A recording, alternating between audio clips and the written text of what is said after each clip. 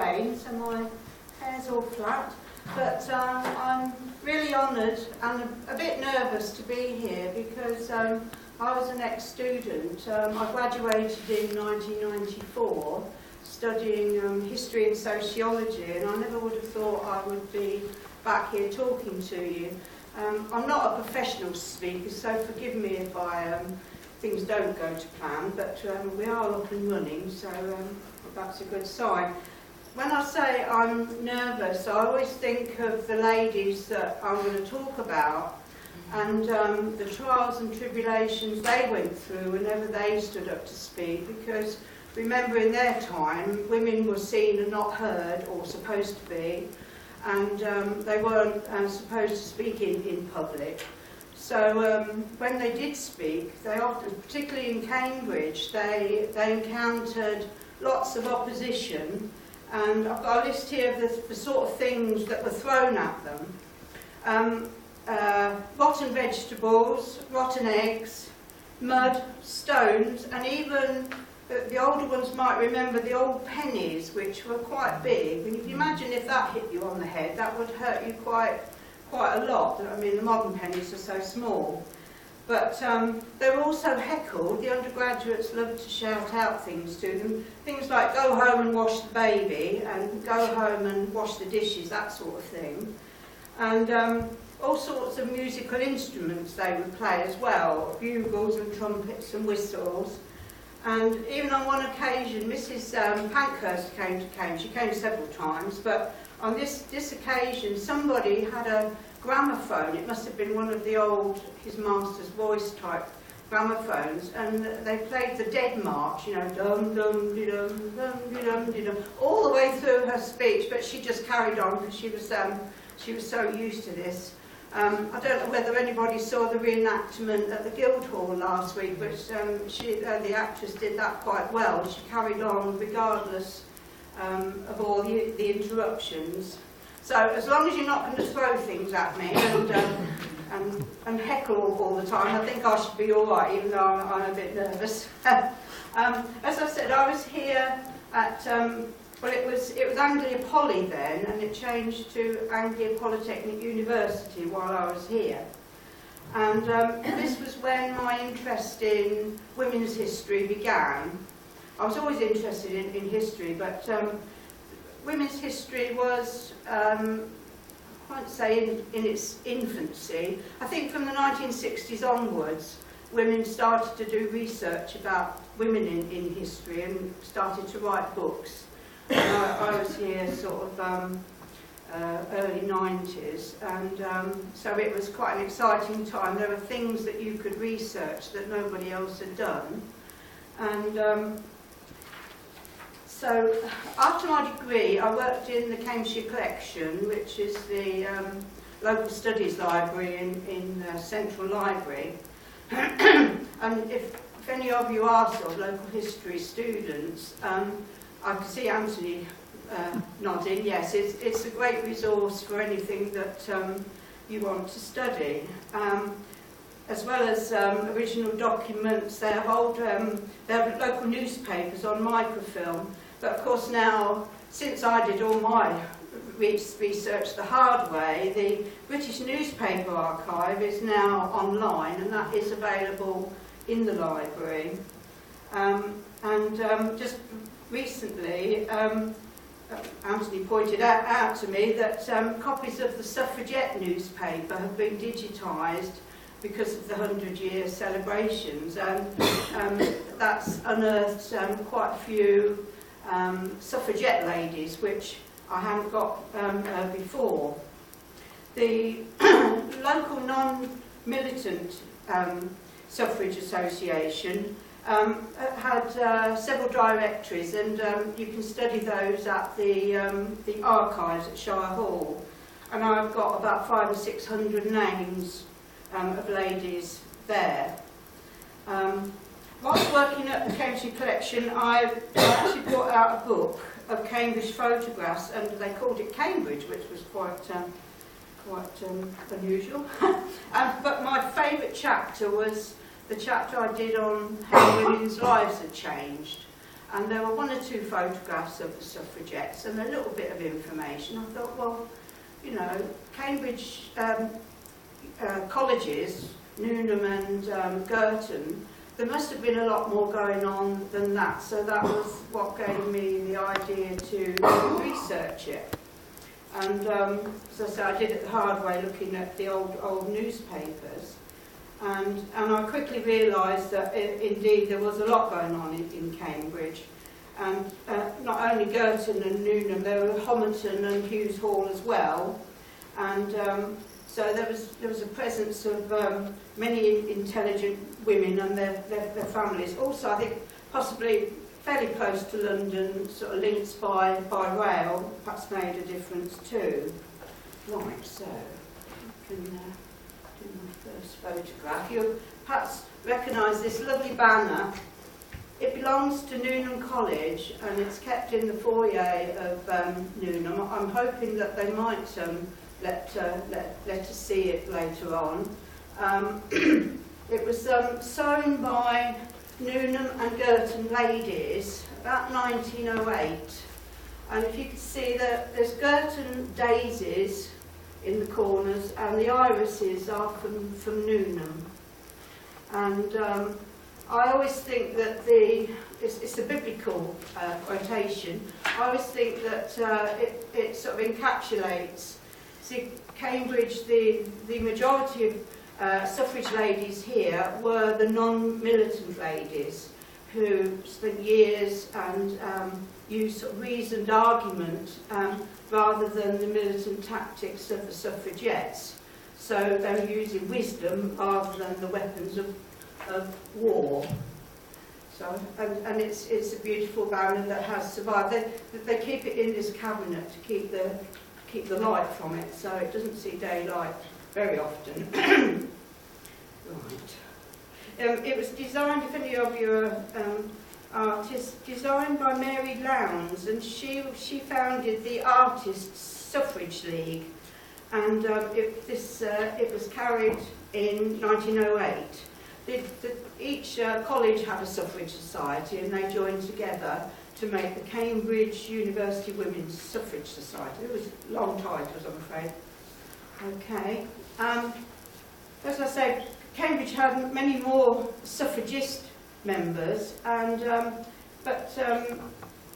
see, there were no directories of the suffragettes. As I've gathered a few more names now, but there's only 20-odd known WSPU ladies, or the suffragettes.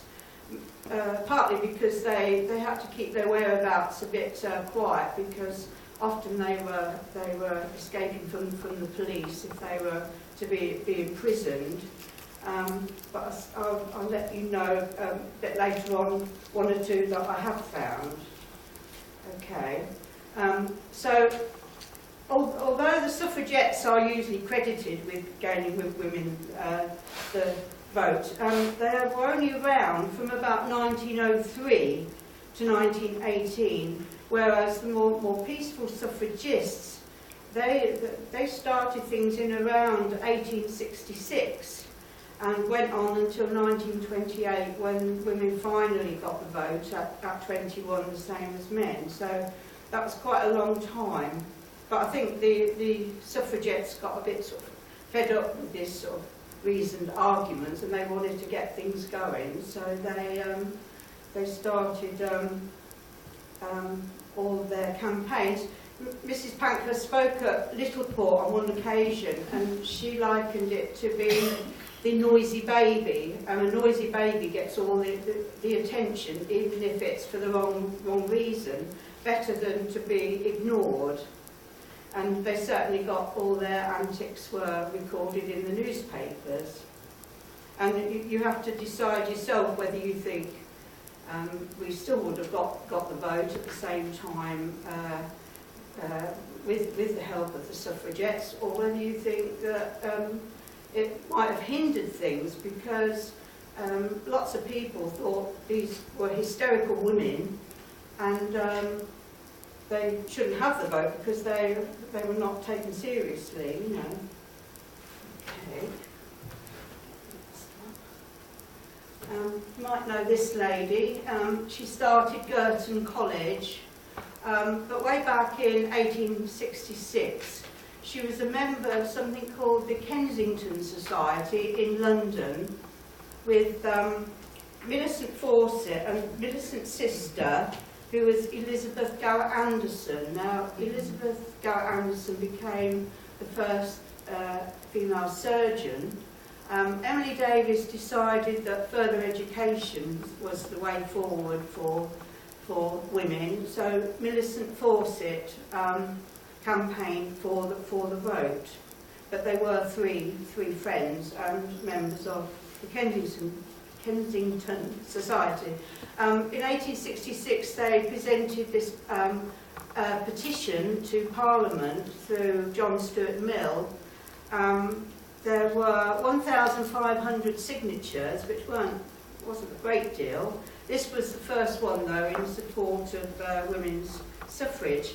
And I quite recently found there was one local signatory, and her name was Augusta Webster, and she was a poetess and the wife of a Cambridge law lecturer. Of course, as well, somebody pointed out, Cambridge had been involved prior to this in the anti-slavery movement, so they had gained some experience of public speaking beforehand. So, our local heroine, Millicent Fawcett, as I say, she was a sister of Elizabeth Gower Anderson. They were two sisters from Aldborough in Suffolk. Millicent met Henry, her husband, while she was on suffrage meetings, and when they married, they would spend about 6 months of the year in Cambridge, because he was a Cambridge Don, and he was also an MP and sometime Postmaster General, so he divided his time between the two. And they held intellectual evenings at their house in Riverside, and from these grew the lectures for which ended in the formation of Newnham College. So they were at the forefront of that education in Cambridge as well. Henry encouraged her to form the local Cambridge Women's Suffrage Association, and that was in 1884. Unfortunately, a short while before it started, he actually died of pleurisy, and after his death, Millicent then moved to London, where eventually she became president of the National Union of Women's Suffrage Society. I think that was 1897, and she remained president for about 20 years, only standing down after women got the vote in 1918. Eventually she was made a dame, and you may have heard of the Fawcett Society as well, which is named after her, which campaigns today on women's rights such as equal pay, etc. She did often come back to Cambridge to speak, and I found references. There was an AGM of the NUWSS, I'll shorten it to that, in 1907, and it was held at the hotel, which I've forgotten the name of, University Arms, which is just being refurbished. I thought quite tastefully from the front, I'm not sure on the inside, but that hosted a meeting, the AGM of the National Society, and the newspaper, quite handily, they often list all the delegates that have come, and I found at least one interesting name. Mary Stopes came, and she was a birth control campaigner you may have heard of. Just to diverge, Cambridge became later on in the 1920s one of the first places in the country to have birth control clinics. And it was mainly these ladies that I'm talking about. They didn't stop once they got the vote. They went on to do all sorts of other things. Millicent herself was present in Parliament in 1918 when the vote was granted. So she was in the forefront. The local Cambridge Women's Suffrage Society was predominantly made up of gown ladies. You can tell by addresses and occupations from the directories. I haven't found any working class women in the local area. There's several reasons why that might be, which you might sort of think of. Generally, I think working class husbands probably wouldn't want their wives to be joining these societies. Because if you remember, at this time, they didn't have the vote either, and they thought it was more important for men to get the vote. And I think they were slightly worried because there were a lot more women than men in the country because of war, etc. And they thought that they would be overrun by the women, which they quite possibly might be. And these gown ladies, they thought that they would be more likely to vote Conservative and sort of dwarf their actions. So also working class women, they would have enough to do. Often they did work at home and caring for the children as well, and they just wouldn't have the time to actually do it. I found some trade ladies. Mrs. Eden Lilly, that was used to be a shopping Cambridge, if you don't know. Mrs. Chivers, who is from Histon, she was quite a philanthropist, or her family were.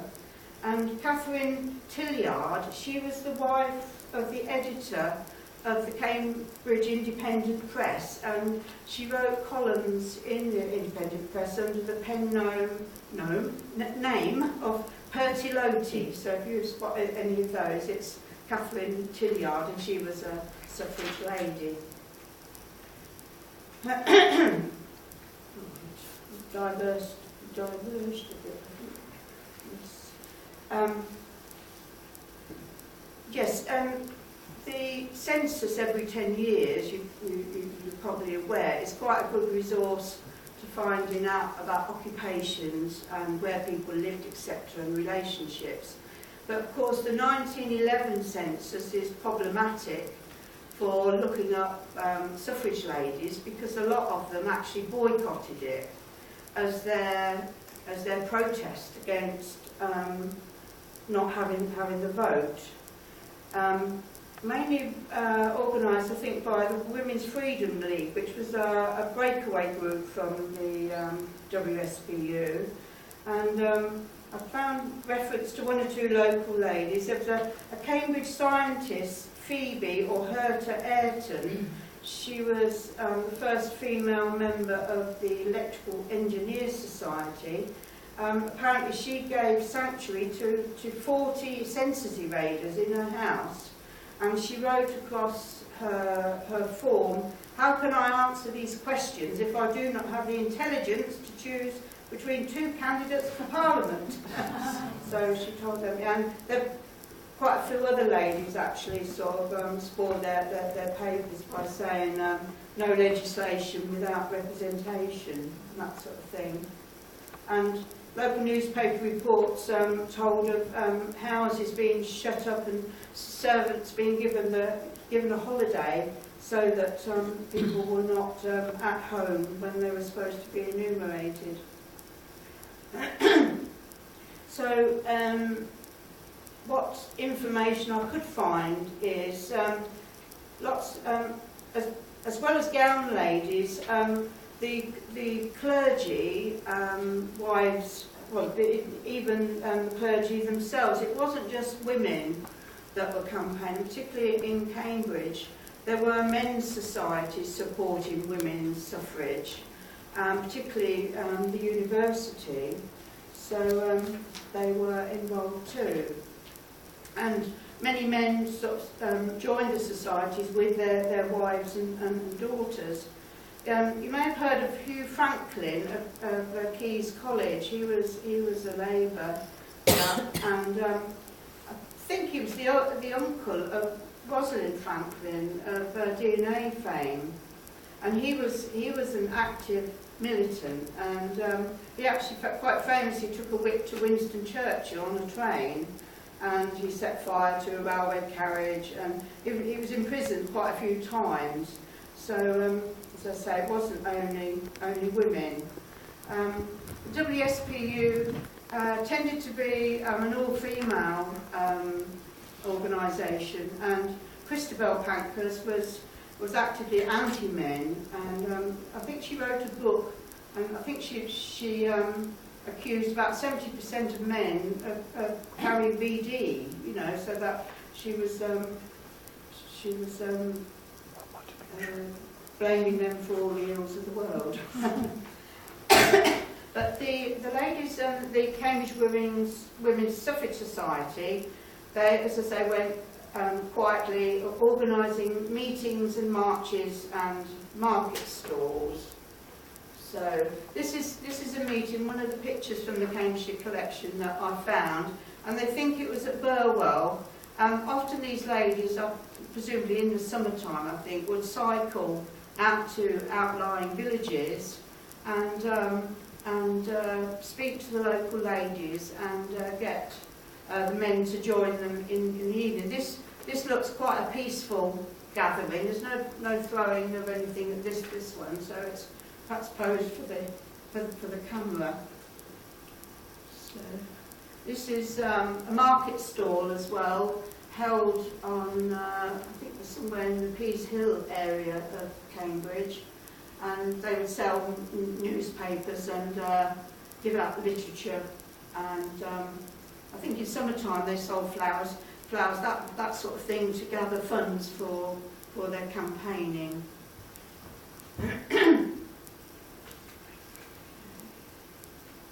This, you may have heard, in 1913 there was a famous march. It was called the what's it called? The Great Pilgrimage. Yes, I always want to call it a procession, but it's suffrage pilgrimage. And ladies came from all corners of the country. They took 6 weeks, I think, some of them, to converge on Hyde Park in London, and 50 to 60,000, you know, numbers various as to how many they thought gathered there. And on the routes along the way, they were accommodated by local women and given bed and board on the way. So these ladies have come to Cambridge. As I said, some of them went on bicycles and some walked, and more infirm, I think there were cars, etc. And I think by train as well, but they all got there eventually. This arrived in Cambridge on the parks in the centre of Cambridge, and they travelled along through the town, led by a brass band and escorted by mounted police, and hundreds of university supporters turned out. This newspaper report I saw had lists just about every person marching, which is quite good, but a lot of them I have no idea who they are, but I could cross-reference with my lists, and quite a few of them were there. Picture that. This is quite a nice picture. They marched down Trinity Street, turned left at St John's College, up and over Magdalen Bridge, and ended up in the garden of one of the suffragists, Mrs Ramsay, and her house was in Buckingham Road, called Howfield. And I was quite excited last Saturday when I went to the conference at Murray Edwards College, and there in the grounds of Murray Edwards College is this house.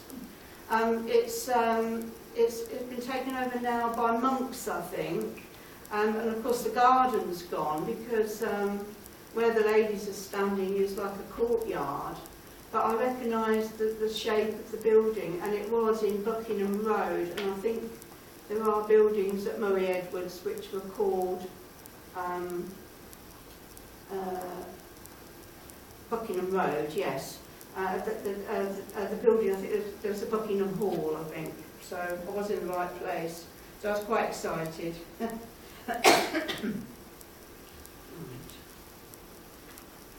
On the way near Magdalen Bridge, there was a protest by a working class man. I think he didn't think much of this, and he dumped his bag of tools in the middle of the road as if to say, you know, I'm more important, and but he was moved on. That was his little protest against all these women.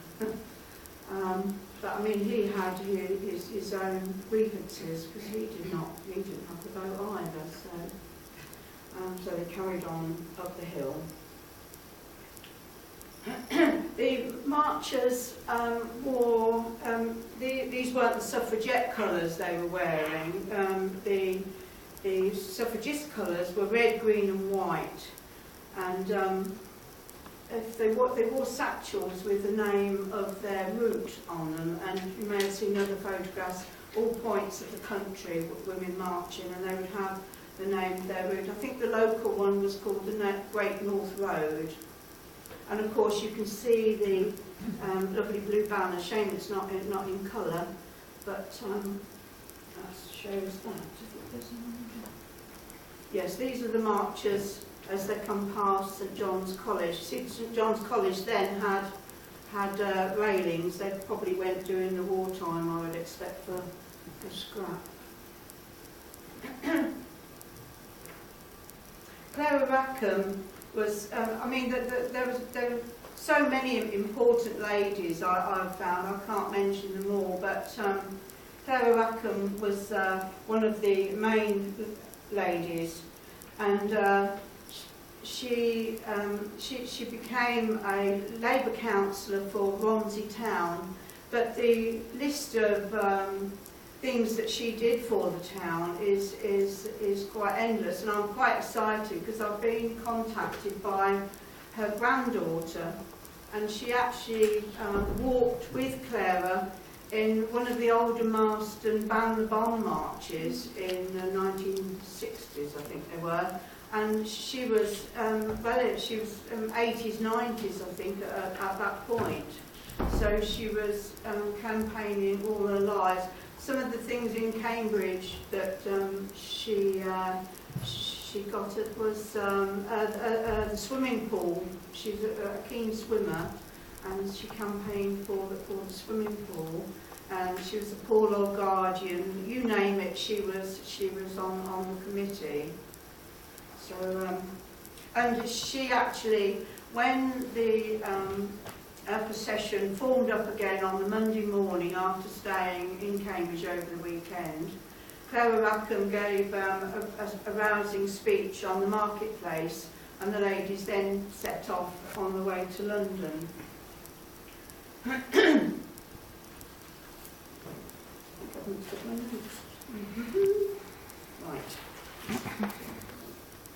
Right. We got on to the suffragettes, and you've all heard of Emmeline Pankhurst.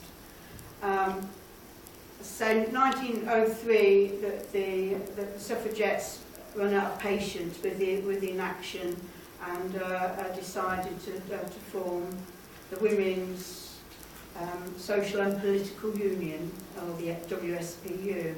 And by about 1906, they started to perform quite militant actions. Mrs Pankhurst came to Cambridge several times, and she was a bit scathing of the local undergraduates, saying that she expected a lot more from so-called intelligent men. And at least one meeting scheduled for the Guildhall was banned by the mayor because they were scared of violence. And Mrs Pankhurst often had to escape by the back door because she was usually on the run from the police. And on one occasion, Girton College gave her sanctuary. This is Grace Rowe. She was the East Anglian coordinator for the WSPU, based in Ipswich. But quite recently I found she was part of what was known as the Bodyguard. Emmeline Pankhurst's bodyguard, and these ladies were trained in what they call jiu-jitsu, which is judo, isn't it? And because the police were quite violent towards these ladies, and so they decided they were going to stick up for themselves. So these ladies trained in judo, and they would use hat pins. You remember the hat pins? I think they were quite long, weren't they? So that would give a nice poke, wouldn't it? They even, I read somewhere in Scotland, I think that they did, they had barbed wire in their muffs or in their floral, you know, have a nice big bouquet, but inside it would be something sharp. And they carried Indian clubs, which I think they used for keep fit. And that could knock the police. So they gave as good as they got in some cases, but the police, as I say, were quite violent. And at least one woman was known to have died directly after rough treatment. She had got a heart complaint, so really I suppose she shouldn't have been marching, but the rough treatment that she had, she died. Another local leader, but unfortunately I've not been able to find a photograph of, was Olive Bartles. She was a personal friend of Grace Rowe, and she lived on New Square, Cambridge, you know, as you go across to the Grafton. And she often had to dress, she dressed up as a decoy, pretending she was Emmeline Pankhurst, so that Mrs. Pankhurst could escape. And excuse me. This was the most barbaric thing that happened. When the women were imprisoned, they went on hunger strike, and they decided they were going to force feed the women, which involved, as you can see, the tube going down the nose and into the stomach, which it sort of ruined the health of quite a few women, including Emmeline Pankhurst. She was in prison quite a few times. One of the local names is Evelyn Lummis, who was the wife of a Unitarian minister. She was chair of the local women's suffrage society, and she actually was imprisoned. She did damage to the Foreign Office, I think, and she ended up in prison and went on hunger strike. And locally she gathered, well, I got quite excited in the archives. It said there was a petition from the suffragettes, but it wasn't a long list of names. It was just a very polite letter to the king, who was coming to Cambridge on his way to go into the races, I think, and it was thrown at his car, but I think it just hit his driver, so it didn't make too much of an impression, and the king didn't take any notice anyway. He wouldn't get involved, I don't suppose. She also petitioned the Bishop of Ely, and though she was disappointed over his non-committal answers, but there are lists of the lords who voted for votes for women, and he did, I think it was Bishop Chase, I think his name was, and he did actually vote eventually for votes for women, so her lobbying was successful eventually.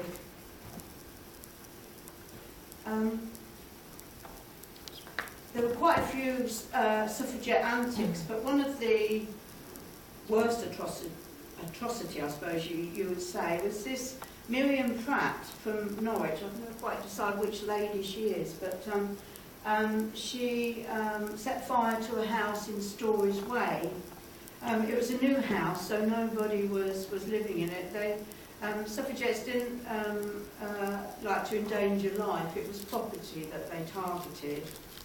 And she was, Miriam from Norwich, yeah, she was convicted, and she went on hunger strike and was eventually released. I've got some other stories. St John's College, that was quite infamous really, being a librarian. they actually damaged several books in St John's College Library and caused quite a furore in the universities. There were also the suffragette colours were daubed on St John's gates, and for decades it was believed that this was a suffragette prank.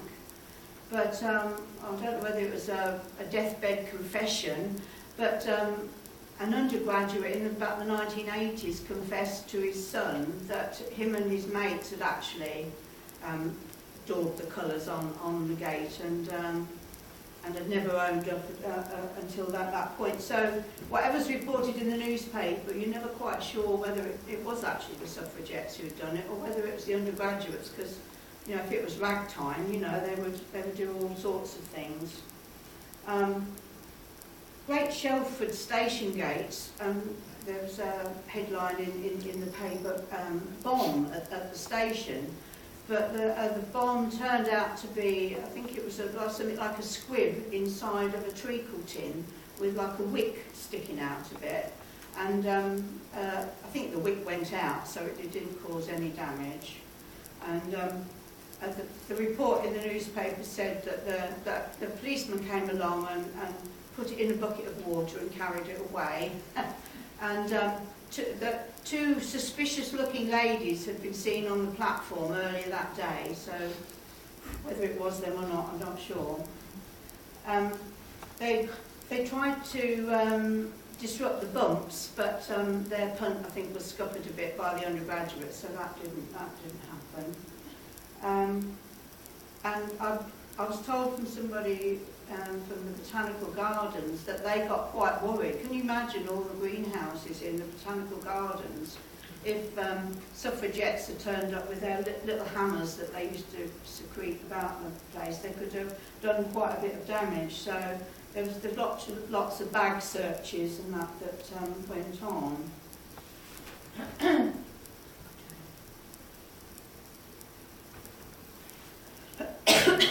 You've heard of Emily Davison. I've tried to find a local angle to all the stories that I've done. So you say, what local angle? Well, the next one is Herbert Jones. He was the jockey, and he wasn't seriously hurt, and the horse was all right. I was asked that once. The horse wasn't seriously injured either. But he also didn't have the vote at the time, and he was actually quite sympathetic, I think, although it was a big disruption. I think it preyed on his mind, because in the 1950s he committed suicide in Newmarket, which is almost Cambridgeshire, so that's the local angle on that. And he actually took a wreath, I think, to Emily Pankhurst's funeral. So he was in sympathy.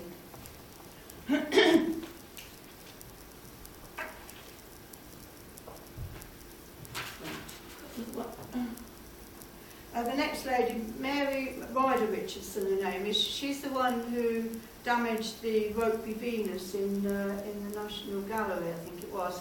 As a protest against force feeding, and the local angle on her, she moved to Castle Camps to write her biography, and her and a lady friend decided to keep ducks for the university tables. But when it came to the time when they had to wring the necks of the ducks, they hadn't got the heart to wring the ducks' necks. So the whole village, I think, was overrun by ducks and duck poopers, so they weren't very popular, I don't think. So that's some local angles. There were also anti-suffrage societies, and even sort of Girton College had its own anti-women's suffrage society. And you can't really sort of imagine why they would be so against women having the vote. But there was a real worry that the empire would fall if women got the vote. Women would never vote for them to go to war They were such delicate creatures that they hadn't met Maggie Thatcher, had they? Because she took us to war, didn't she, in the Falklands War later on. But women were expected to be sort of delicate creatures. Even Queen Victoria spoke, I'd say she was probably the most influential woman in the world at the time, but she didn't think that women should have the vote either. I think she called it the mad, wicked folly of women's rights, which you can't really understand that, but it was a genuine thing. And I think Mrs. Ward, who was the leader of one of the anti-societies, when women were actually given the vote in 1918, she actually burst into tears. So she really felt against it. I have sort of explored that a bit as well, about women being more pacifist than men. And certainly during the First World War, Cambridge, I think Cambridge has always had sort of a pacifist element within the universities, and there certainly was a movement in Cambridge, and some local ladies, they started a magazine called Cambridge, and it was in that shop, you know, where the round church is. There's a shop that goes round the corner. It used to be a pipe shop, and I think it's now a sweet shop. That was the Cambridge magazine shop, and when the armistice was signed, the crowd actually ransacked it because they saw it as sort of anti the war, and not very good for the country. But they were allowed to produce the newspaper as long as they didn't criticise the war itself, and they were interested in the welfare of the women and children in Europe, and stories were coming out of dreadful stories from Europe. And one of the ladies was Eglantine Jebb, who had been involved in welfare in Cambridge, and she actually published a survey of poverty in Cambridge, which is still available in the Cambridgeshire collection. This newspaper had many famous subscribers, including Thomas Hardy, to name just one. And from this grew the Save the Children Fund. Eglantine Jebb was known as the starting up the Save the Children Fund, which of course still runs today. These are the sorts of posters that they would produce, and they're always looking really hatchet-faced, aren't they? You know, I can't see any Indian clubs or hat pins, but they might be using them. Of course, all campaigning stopped when World War I was declared. Generally, the suffragettes inevitably were the more warlike, and they were the ones handing out the white feathers to any men not in uniform. And the suffragists, they were more sort of pacifists, but most women joined in the war effort eventually.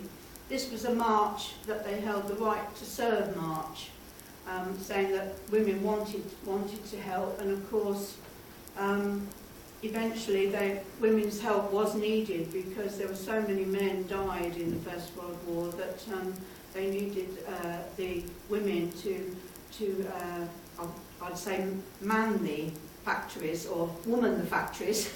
I found a secret munitions factory in Cambridge, which was quite interesting, and ladies were told not to wear corsets with metal stays in them because of the magnetic nature of what they were producing.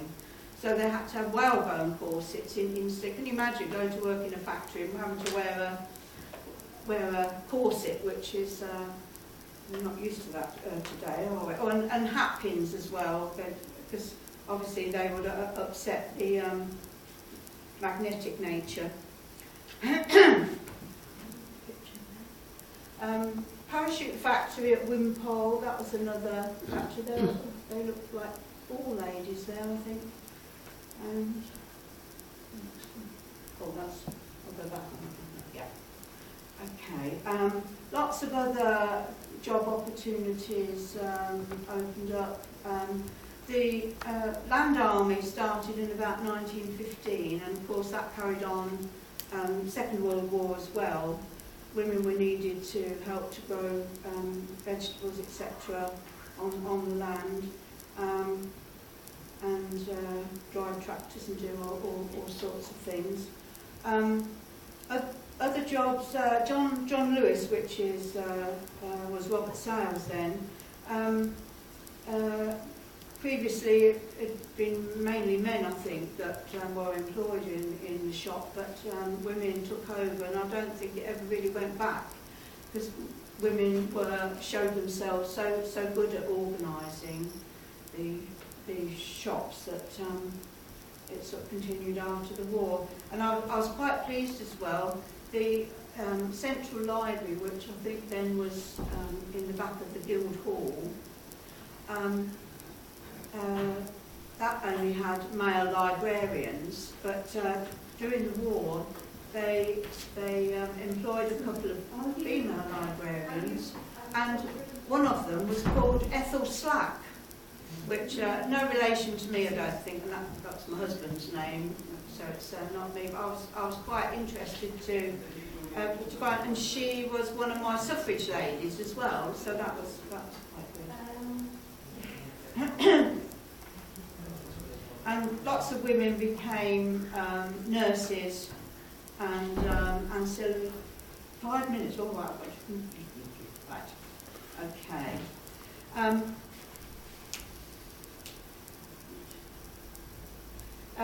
You might have seen this photograph. Of course, when the vote was actually granted, one of the criteria was that if women had degrees, they could vote. But of course, Cambridge women still couldn't vote, because it wasn't until 1948 that they were granted the vote. That they were granted the chance to have degrees, despite the fact that women were actually studying and actually doing better than a lot of the men. And this was one of the protests that was held. I think they bussed in all these extra undergraduates so that it looked more impressive. And it was quite bad, really. Okay. And of course, the majority of women who had fought during the war, who had worked during the war, still didn't have the vote if they were under 30. And there was also a property qualification, so really rich women, their husbands would own the property, and poor women didn't own property as well, so it was only quite a small proportion of women who actually got the vote. This lady, Edith Bethune Baker, was, sorry about the graininess of it, that is from a newspaper. She was another lady that was involved all the way through, and with Millicent Fawcett and another lady, Margaret Heitland, all three of them were in Parliament in February 1918 when women were given the vote. And this, when women got the vote, what followed after that, they were able to become magistrates and barristers and doctors, and eventually MPs, and there were three ladies from Cambridge eventually who became, they were all Labour MPs. And I always think the lady on the left looks slightly bored. That's Jane Harrison from Newnham, and that's Leah Manning, the lady in the hat in the middle. And this was about 1920, and that's Leah Manning, and she's one of my favourite suffrage ladies. She'd been a teacher, she was trained at Homerton and taught in a ragged school, and was really concerned with the welfare of local women and children, and she was a pacifist too, but she was a VAD driver during the war, and she went on to be one of the first female MPs. So I think she encapsulated why women needed the vote to make a difference to welfare. Yes, I've got to stop. I'm so sorry, there's loads of male undergraduates and female undergraduates desperate to come in. So Sue, we loved her. It was just Was it? Yes. It was wonderful. There's lots more. We will have Sue again at some point. Yes. Just thank you for that wonderful presentation. Please don't forget the yellow book is to wade your way past undergraduates. I'm sorry to know that. I'm hoping to bring out a book later on in the year, so look out for it. Be lots more in it.